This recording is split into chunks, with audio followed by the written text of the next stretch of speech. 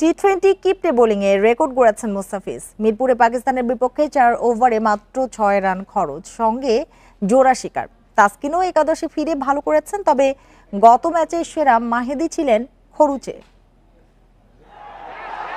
মিরপুরের উইকেট মুস্তাফিজের জন্য স্বর্গ। এখানে ফিজের স্লোয়ার কাটারে প্রতিপক্ষের ভোগান্তি। পাকিস্তান ব্যাটারদেরও হাঁসফাঁস অবস্থা। ষষ্ঠ ওভারে বোলিংয়ে আসেন পঞ্চম বলেই উইকেট। ডট বলের রাজা মুস্তাফিজ রান আটকে রাখার সঙ্গে জোড়া শিকার। 4 ওভারের কোটায় 6 মাত্র রান খরচ, 18টি ডট বল। কিপটে বোলিংয়ের রেকর্ড গড়েছেন এদিন। এর আগে রিশাদ, তানজিম ও মুস্তাফিজ নিজে 4 ওভারে 7 রান দিয়েছিলেন। শুরুতে ক্যাচ মিস করে অস্বস্তি ছিল তাসকিনের। বোলিংয়ে এসে ব্রেক থ্রু দিয়ে সাপমোচন হয়। শেষে পাকিস্তানকে 110-এ অল আউট করায় বড় অবদান তাসকিনের। একাদশে ফিরে 22 রানে 3 উইকেট। ব্যাটিংয়ে আরও একবার হতাশা লিটনের, তবে উইকেটের পেছনে দুর্দান্ত ছিলেন অধিনায়ক। রান আউটে তার ক্ষিপ্রতা প্রশংসনীয়।